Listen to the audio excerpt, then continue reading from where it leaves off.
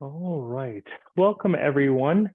Before we get started today, I wanted to go over a couple quick things just to give everybody a heads up. This meeting is being recorded, so that way it can be uploaded at a later time for people to catch who are not able to make it today. With that being said, because it is being recorded, I wanted everyone to be mindful. You are more than welcome to talk, to participate, give your comments. However, because it's being recorded, anything you say is going to be out there. So if you are wanting to make comments without maybe necessarily having to worry about it being recorded, you are more than welcome to put your comments in the chat, and then I can read the chat comments, and none of those chat functions are going to be recorded. So that way you can share any thoughts, feelings, if that would be more comfortable for you. So just wanted to give everybody a heads up on that before we get going. So with that being said, today we are going to be talking about coming together as a community and building resilience after tragedy.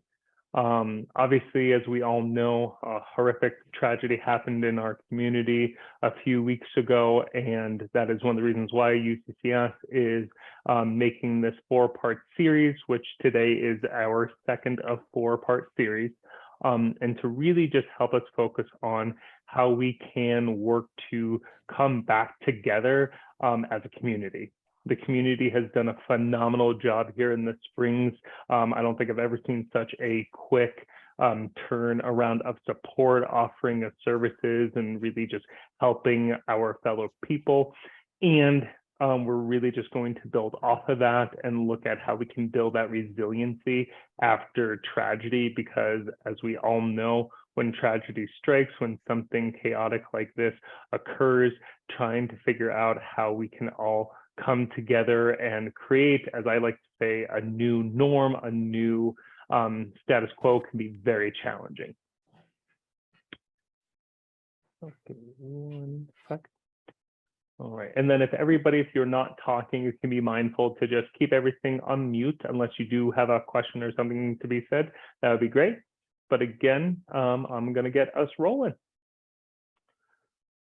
So my name is Bradley Mallett. I'm a master's level licensed professional counselor with the state of Colorado. I am EMDR certified and a consultant, as well as HeartMath certified. I am a clinical therapist and community support specialist with the university here at UCCS and working through the Lyda Hill Institute of Human Resilience. And like I mentioned today, for our 2 of 4-part series, we will be focusing on talking about promoting safety and hope in our community. One of the first things that we really strive to look at here is the foundation of flexibility and safety. I think, as we all know, before a tragedy happens, I would like to think we have a really nice, strong foundation, strong level ground. And when we have that strong foundation, a lot of times we have that flexibility to look at things differently, to engage in things differently, and to really promote that concept and idea of being able to feel safe within myself, be that in my home, out in the community, at work, with friends. And so we're going to start with looking at that and exploring how that affects us, how to work through that, and how to regrow that. Now, when we build a foundation of flexibility, it does give us the ability to have resilience and the ability to bounce back.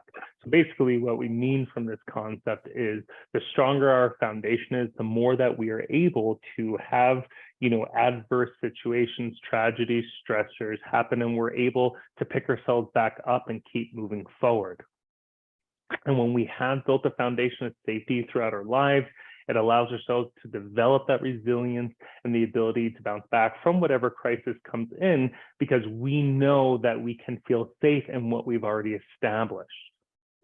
Now, every day in our stable lives, it really does prepare us to deal with whatever's going on throughout our lives.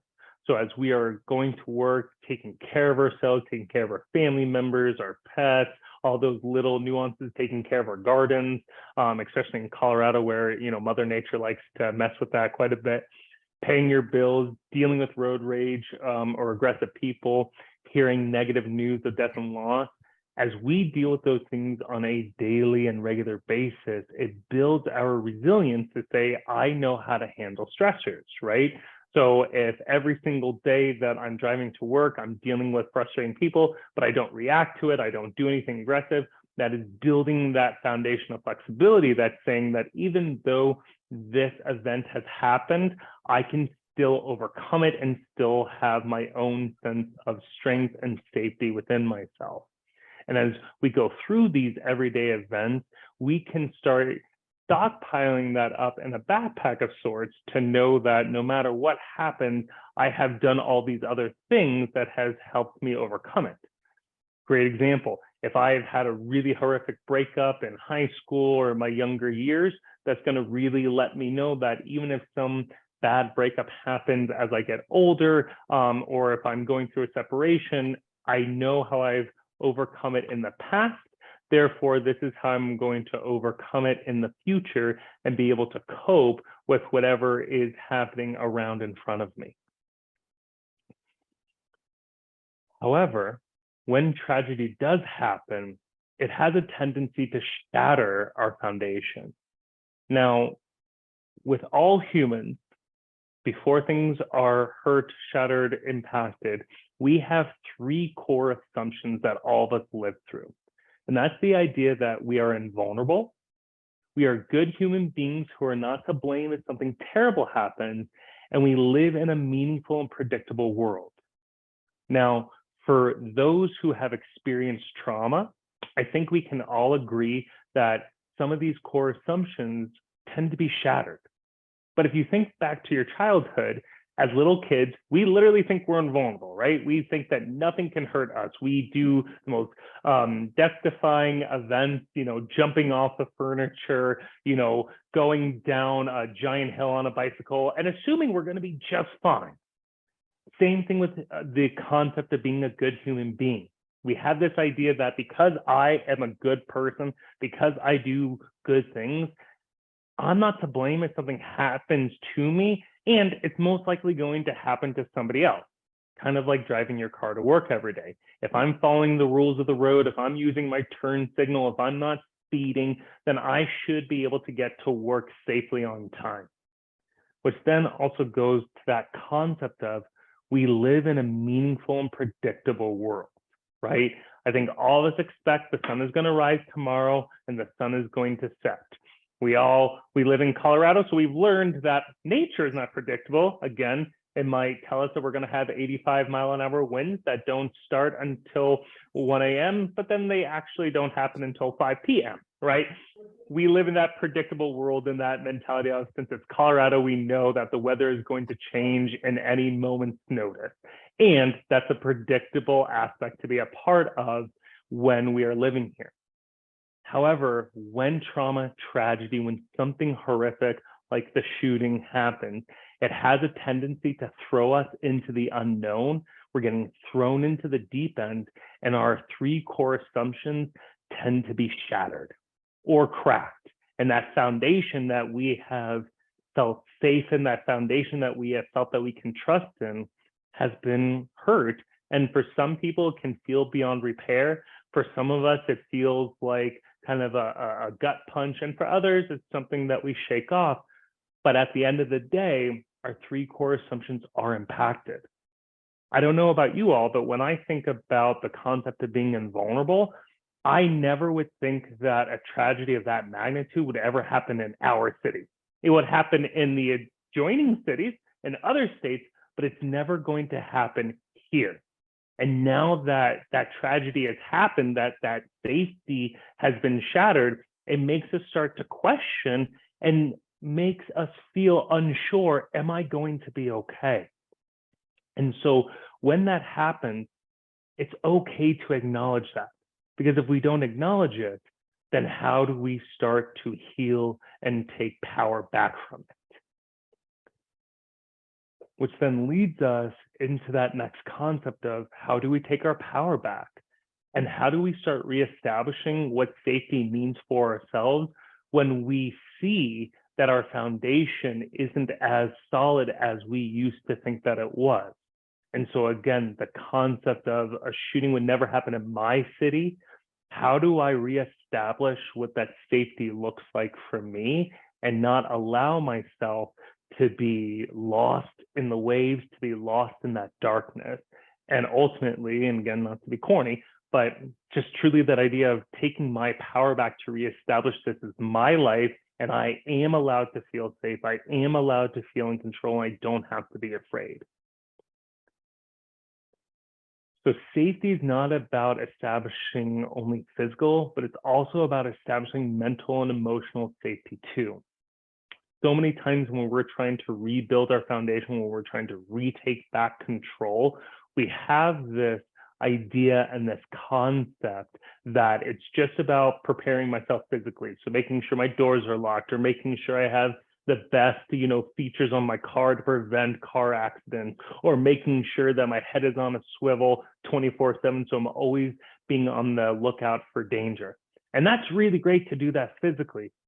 And we also need to remember and pay attention to that mental and emotional safety too, because if you're only taking care of 1/3 of yourself, there's still that 2/3 that is drowning out there, or that is becoming dehydrated, that isn't going to be okay emotionally or internally when I'm alone with my thoughts and with my feelings. So we want to first start by creating space. We want to understand that our emotions, our feelings are normal, and that we are not abnormal. I think for a lot of us, when we are feeling anxious, we think that we're the only one.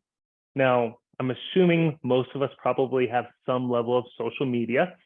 And when I think about social media, nobody puts up pictures of their sadness or feeling anxious or crying themselves to sleep, right?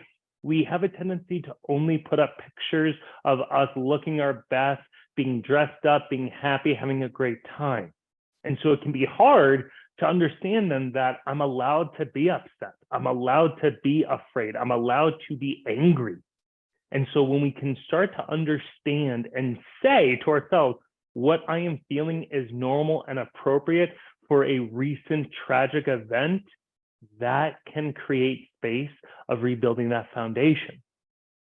When we understand that our thoughts are scared and that it's normal, that I'm afraid to go out in public, that I'm afraid to go to places that identify with my community or with my people, that is normal. And we need to create space for that so we can address it.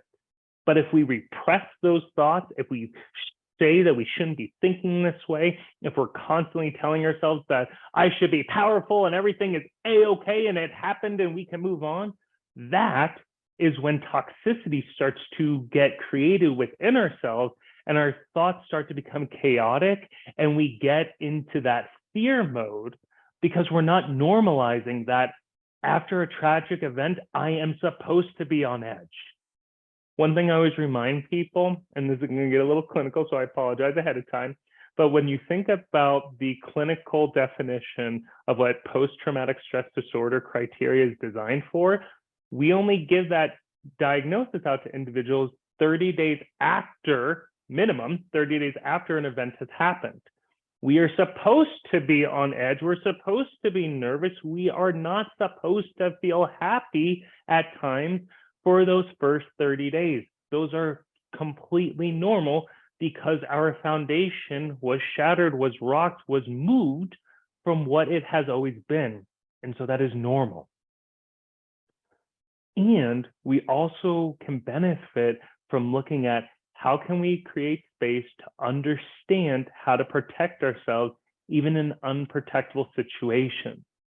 Now that might seem a little confusing of, what do you mean protecting myself in an unprotectable situation? We're not just talking about the physical, because the reality, right, as that event showed us, is that we can't always protect ourselves 24/7 physically, but we can look at ways of how do I protect myself emotionally? How do I protect my thoughts? And for everybody, that can be a very different situation. For some people, that's going to be spirituality. For others, that's going to be mindfulness. For others, like myself, that's going to be deep breathing to control how my physical body is reacting so I can control my thoughts in the moment. But it is about understanding, how do I protect myself every day emotionally? How do I mentally prepare and check in with myself to notice what I am needing, even in situations that are not in my control? So true safety comes from establishing something new.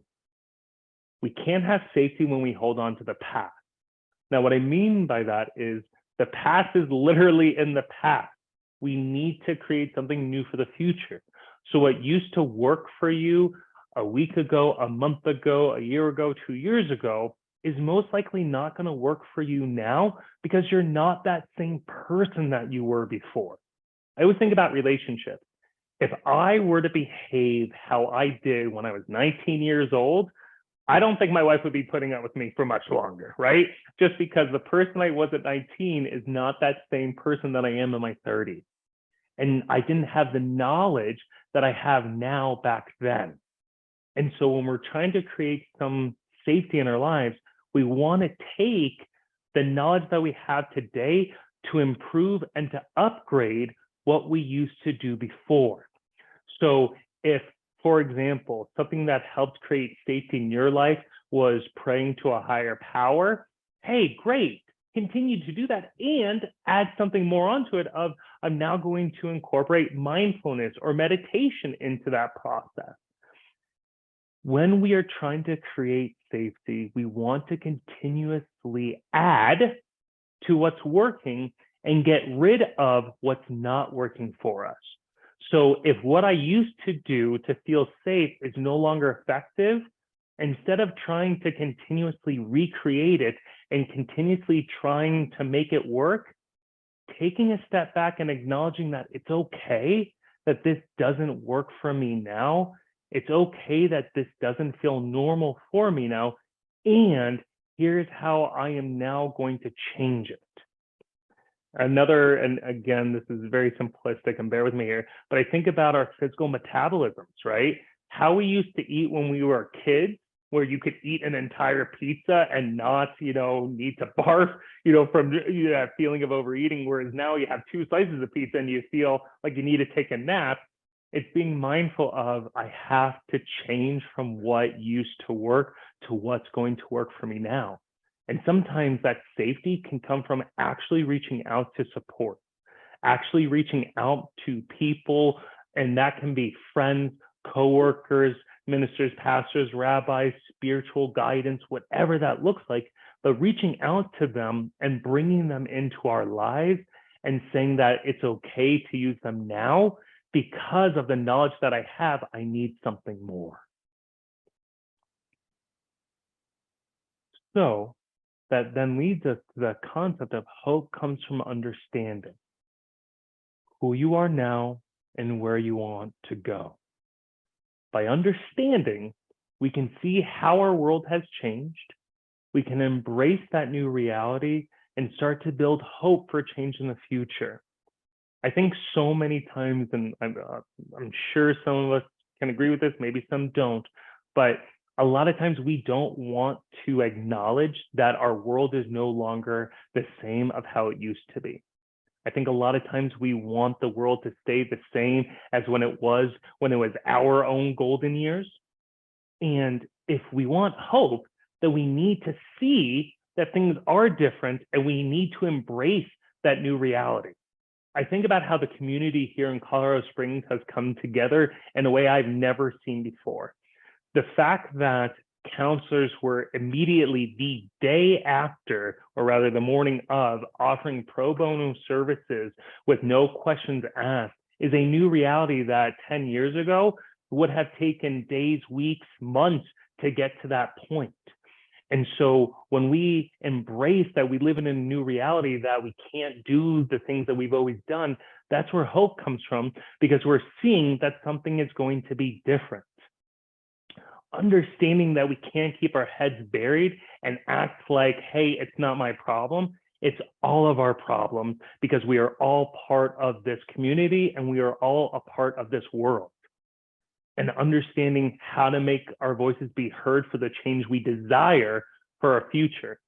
And so many times, instead of just going slowly and talking quietly, we need to remember that our voices do deserve to be heard. And when we can hear them being heard, when we can see people from all walks of life acknowledging and talking about this, that is how we can have hope, because we see that some change is being done. However, when we are trying to build that hope, we also have to remember that it's not something that will change tomorrow. It is something that will change every day. Building hope comes from first laying down a foundation. So if you haven't figured out the theme of today yet, right, it's all about the concept of foundation and repairing and adjusting to the new foundation. So kind of like after a house comes down, you have to rebuild that foundation, fill in the cracks, sometimes even getting rid of the entire foundation and building something new.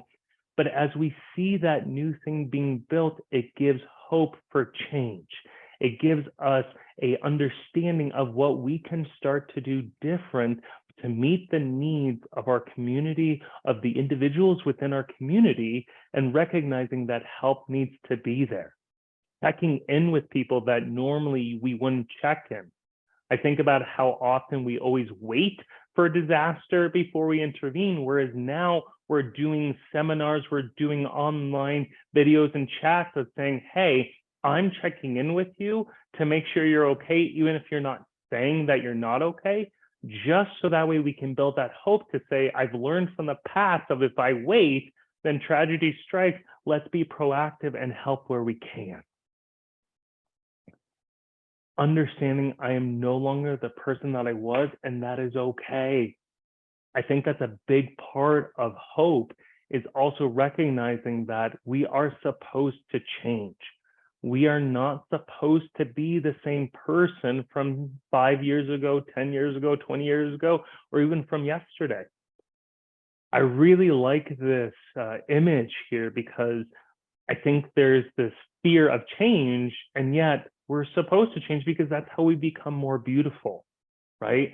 If a rose stayed exactly the same, you could argue that, well, that rose is at its most beautiful point, and we can also look at how it can become more beautiful as it's taken its experiences and learned. Kind of like if you're planting a rose bush next to a fence, you're going to want to tie the rose against the fence so that way it grows with the fence instead of away from it. It's constantly changing. And if we fight that change, if we fight to stay the way we've always been, then we can't create hope and healing to create safety and change for the future, because the way things were is what led us to that tragedy today. So we do need to change so we can hopefully prevent any future tragedies from ever happening in the future, or at least doing whatever we can to prevent them and decrease them to the best of our ability. It is okay to not be the person that you were, because that means you are growing and change is a part of life. Embracing and understanding that we have learned, be that through tragedy or fortune, and we'll act on that change. That's a big part of hope, right? Is no matter what's happened, we still need to act on that information, because when we don't act on it, then things stay exactly the same. Embracing and understanding that who I am now can and does have an impact on the future for the better. Every action that we take in this moment, if we so choose to, can have a positive impact for the future for the better. And embracing and understanding that the change that I want to create, so that I can begin to make the changes now for the future I hope to create. The work that we are doing in this moment will have that ripple effect. That's the idea of hope. On paper, I could argue that what is me talking today going to change anything? But I have the hope that by doing this discussion with you all today, this seminar with you all today is going to have an impact on at least one person that will create a change for the future. And so that ripple effect, no matter how small, creates hope that things will change. And we are moving in that direction by having our voice, by talking about this and not minimizing it and sweeping it under the rug and acting like it didn't happen. It did, and it must be acknowledged.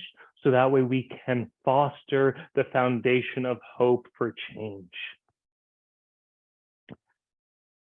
Now, with all that being said, I want to thank you all for having spent the time with me today to really looking at and understanding how critical each and every one of us is in this process of change, and also understanding that it is okay for it to be scary and uncomfortable, and those feelings are normal to have, and you are not alone. It is so important to make sure that if you are feeling alone, if you are feeling overwhelmed, that we don't hold this in and that we instead reach out, be that to our neighbor, our colleague, or a professional mental health support counselor, therapist, social worker, caseworker, whoever that might be, to provide that support and that help. So with that being said, a few other things that I want to point out. Like I mentioned earlier, I am with the Lyda Hill Institute for Human Resilience, and the two websites above that are the resilience.uccs.edu, which really focuses on resilience-based interventions and supports that can be utilized both within ourselves and with our community. And our grit.uccs.edu, which is our Greater Resilience Information Toolkit, which again are further skills and information to help us within our community and within ourselves be able to utilize resilience and coping skills, be that in the schools, with military, first responders, our healthcare workers, community leaders, and organizations. My email is at the top. If anybody does have any questions, you are more than welcome to reach out. And so again, that is bmalek2@uccs.edu.